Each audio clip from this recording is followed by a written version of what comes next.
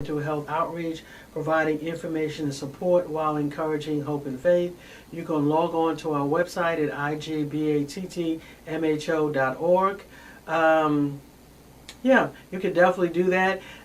You'll get a lot of information, a lot of resources that are on our website. You can also email us at igbatt1@aol.com.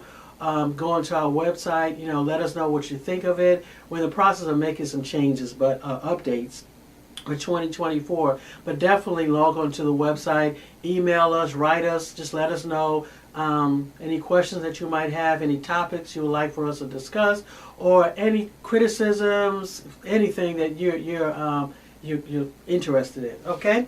So again, what I wanted to talk about today is how to prepare for the future as a single person living with a severe and persistent mental illness.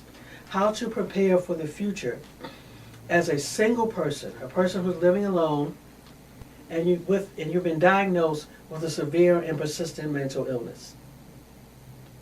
Again, when we're talking about severe and persistent mental illnesses, we're talking about those illnesses that are so severe that even with medications, right, a person may still continue to have maybe some type of symptoms.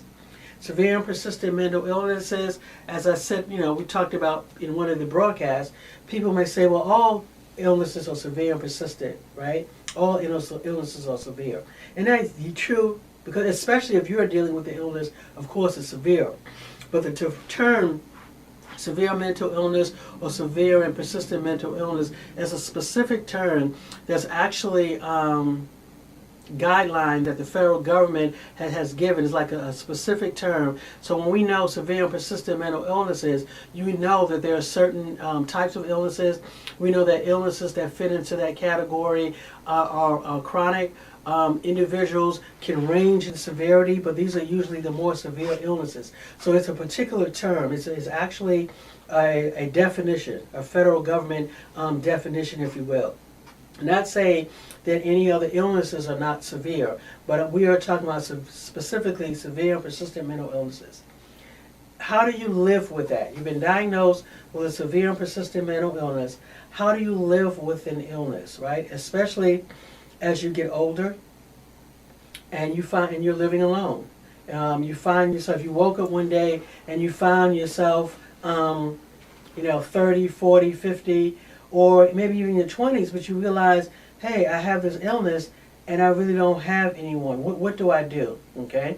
Well, the first thing you want to do is don't panic, right? Don't panic. Don't get down on yourself or anything like that. The fact that you're listening to this broadcast lets me know that there is an option. There's a way out for you. Because again, there's always a way out. There's always a plan. There's always a strategy. For whatever situation, negative situation, concern that you have, worry, trouble, whatever you want to call it, there's always a way out. It's just a matter of finding the right strategy, talking to the right people, getting the right resources to help you inform your decision, but there's always a way out. So never panic. It's just that you never thought about it. So now you're now thinking about it, and it's for some people feels overwhelming, but don't let it be, right? Because today what we're talking about is how to prepare for the future as a person living with a persistent mental illness, especially if let's say you're alone, a single person, okay? How do you prepare? Number one, start preparing now. So that's number one. Okay, so one of the things that I have here, and again, this is not necessary in particular order, and you may have some other ideas. But number one, if you don't already have, develop a support network, okay? We are not meant to live alone. Many people who are introverted are not really introverted. There are people who have been hurt. There are people who are afraid. There are people who are allowing bad things that have happened to them to no longer trust people, okay? Even as an introvert, I'm an introvert, and I still understand the importance of support systems. Support systems are important. God never created any one of us to live life in a vacuum, to live life alone.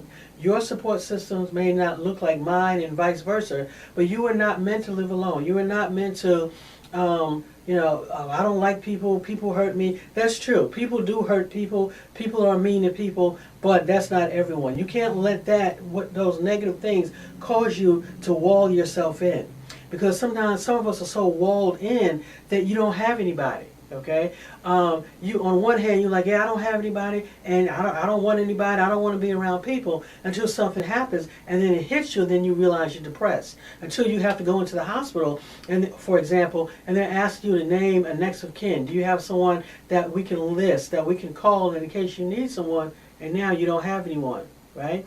And now you feel bad. You don't have to put up a wall or be angry or anything like that. Now it's time to plan. Number one, realizing you got to develop a support system, right? A support network. It's going to look different for different people. What happens when we're living with a severe and persistent mental illness, sometimes you're so focused on the illness. You're focused on managing your health. You're so focused on what you have to do, the runaround, the medications, the doctor, that you don't realize that you're a person. You don't realize that you're a person. You don't realize that you were put here for a reason, that God created you for a purpose, for a reason, and that the illness doesn't define you. That illness doesn't stop you from being who God called you to be. The only thing that stops you is your view of the illness.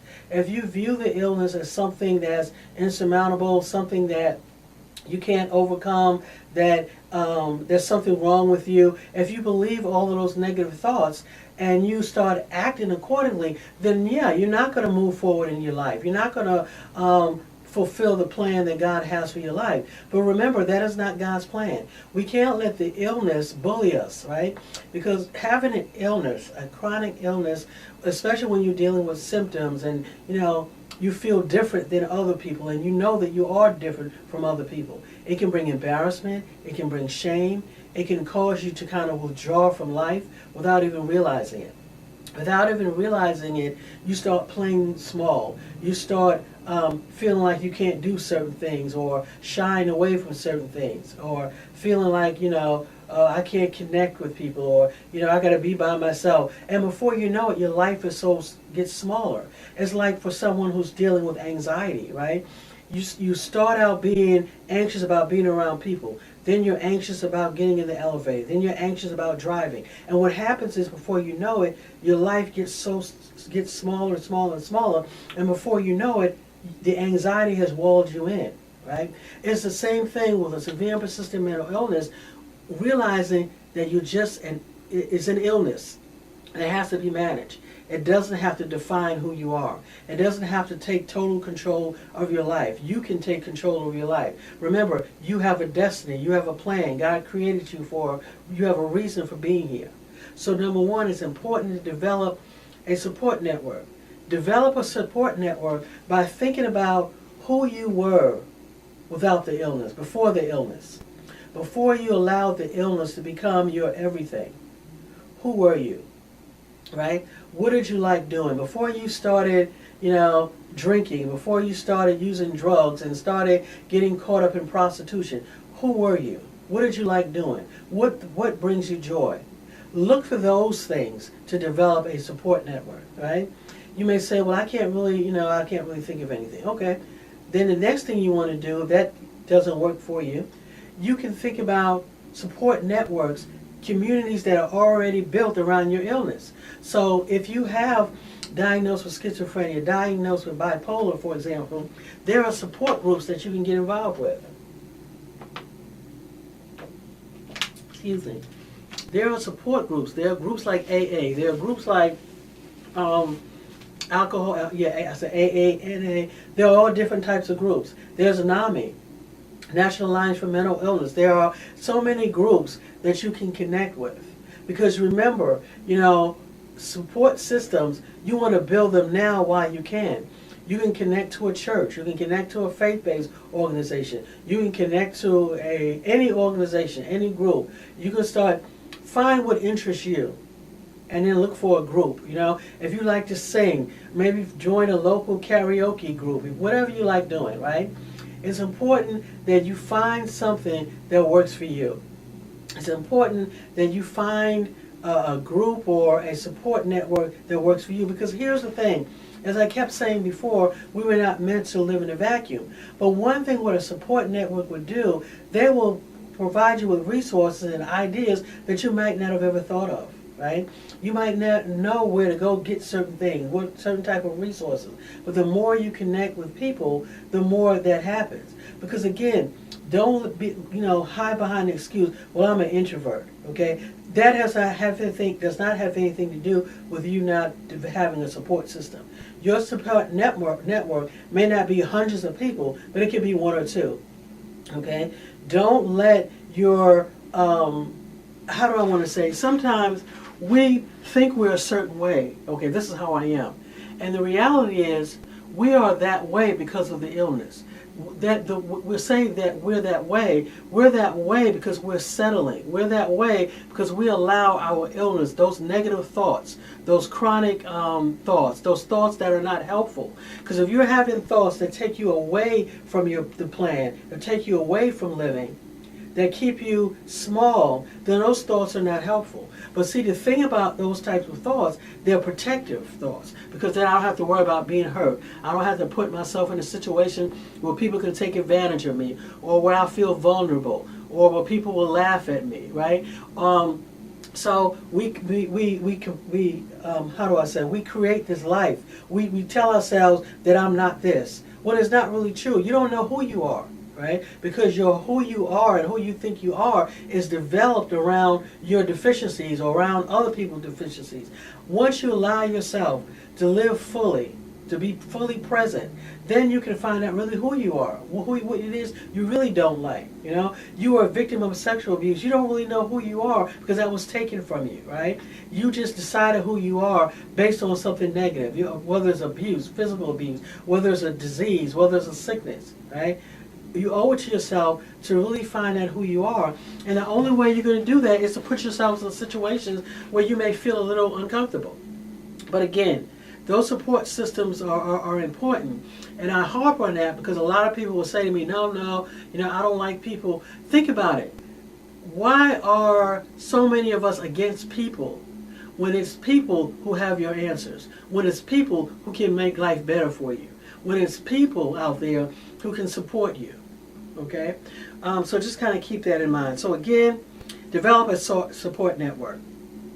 Number 2, as much as possible, auto-renew your medications. Find the right pharmacy, right? First of all, let me back up. Think about what it is that you need to live, okay? In order to live, what would you need, right? Think about, pull out a pen or paper and say, okay, if I couldn't come out of the house for 30 days, there was no DoorDash, there was no delivery, okay, no food delivery, there was no no delivery, no Walmart delivery, nothing like that. How would you live? Okay, what would you need for at least 30 days, right? So that means you would need food. You would have a supply of medications. You want to have a supply of whatever it is that you need, right? You want to have phone numbers. You should have phone numbers to people in case something happens. So start thinking about that. Okay, if you're living alone with a severe and persistent mental illness, you want to think about, okay, I should always have enough food. I should always have enough canned goods. I should always have enough tissue. I should always have enough to last me 30 days if I couldn't call DoorDash, if I couldn't call no delivery, okay? Do I have enough to sustain myself? Do I have enough medications? Because remember, I don't have anybody to call, right, in this scenario. So again, you always want to plan. Goes back to your medications. Do you have enough medications to last you 30 days? And it's important to be on auto renewal, which is my third thing. Take advantage of the community resources that are out there. How do you take advantage of them? First of all, you have to know what's out there. Okay? You have to know what community resources are out there, and you want to begin to explore them now, so in the event you need to utilize them, you'll already have information about them. But you can't do that unless you're really thinking critically about what is it do I need. Okay, I'm a person living alone with a severe and persistent mental illness. What do I need to live in the short term and in the long term, right? So short term, having the medications, having the food, as much as possible, knowing with resources. Connect yourself to a community mental health if you can. Agency if you have one in your area. I know some people prefer doing the individual therapist, and that's great. But if you have a severe and persistent mental illness, it's also would be great for you to connect to a community mental health or a community agency, whether it's a peer support or private agency, public agency, because the more people, the better. Right? If the only peer person you have is one therapist, what will you what happen if that therapist, has an emergency and you can't get to him or her, right? But if you're connected to an agency, you have an agency, you have a team, right? So the chances are, if you can't reach your particular psychiatrist or your particular therapist, there is someone there that can help you, that can support you. So again, when we talk about how do I prepare, how do I live as a single person with a mental illness, it starts by, number one, preparing now. Number two, thinking about what you need critically. What do I need, right? Don't do like I do sometimes, and I know some of you do it too. When you say, okay, let me put together a emergency kit for my, in case I get snowed in, and then you go and you just pull any crazy, not crazy, but any canned goods. Okay, I'll put this in here, I'll put this in here, I'll put this in here. Things that you're not even really going to eat, right? That you don't even like. You just picked it up just to have in the, to say you have a kit. No, you want to really think about, I need to put together, what is it do I really need? Okay? I'm living alone. I don't have the luxury of calling people, right? What should I do, right? I need to start thinking about what am I going to do. But again, if you're listening to me, you are going to have people to call because you're going to what? You're going to start developing a support network. How do you do that? Number two, you're going to start looking for groups. You're looking for agencies that you can join. Three, if nothing else, you're going to connect to a community mental health agency, a peer support agency. You're going to connect to NAMI. You're going to connect to other people. If nothing else, these people can kind of provide the support, can provide the guidance, and can be there for you as much as you need to. So that's what you're going to do, right? The next thing you're going to do is, okay, number one, let me go over this again. Develop a support network. Come up with a plan. What do you need to do? Develop for 30 days. Connect with a community mental health that has a variety of services and that is connected in some way to the state. That's even better if you can do that. And then you want to auto-renew any medications, anything that you need to have. You want to, as a single person, you want to always make sure that you have your appointment scheduled. You want to make sure that you have your doctor appointment scheduled, that you're prompt. You want to make sure that you connect with people, okay? That's so, so important. And then also what you want to do is not get down on yourself, right? You don't want to get angry about the situation that you're in. You want to realize, hey, I'm in this situation because, the choices I've made, because of some things that have happened, but I'm going to make a difference, right? There's nothing wrong with me because I don't have a support network. But now that I'm getting older, now that I realize that I'm dealing with an illness, a chronic illness that needs to be managed, I understand that managing my illness is going to involve me connecting with people. It's going to involve me connecting with support systems, right? You don't want to wait until you need someone. I see a lot of people are bitter, and they're bitter because they need someone. They have to reach out now, and they don't like it, having to reach out now because they don't like the way it makes them feel. They don't like feeling vulnerable. They're embarrassed, or they think people are looking at them in a certain way, and that's not the case. So again, it's really important for you to prepare to plan now. If you need some ideas, give us a call. Reach out to us, 1-800-216-9015. Email us at igbattmho.org. Go into our website, or you can email us at support@igbattmho.org. Okay? So definitely preparing is the number one thing that we can do. When you're living with a severe and persistent mental illness. I'm just looking because my computer's about to go down. So that's so important. How do you prepare for the future as a single person? Well, number one, realize that you do have a future to prepare for. Number two, pull out a pen or paper and begin to write down what you need. Write down what you need. Also, you want to begin to think about the people in your life who you can reach out to, right? You want to think about the people in your life that you can reach out to. And you may say, I'm sorry, my computer was acting up here. You might say, well, I don't have anybody. This is a time to develop support networks, okay? This is a time to do that. And again, the network will look different. It doesn't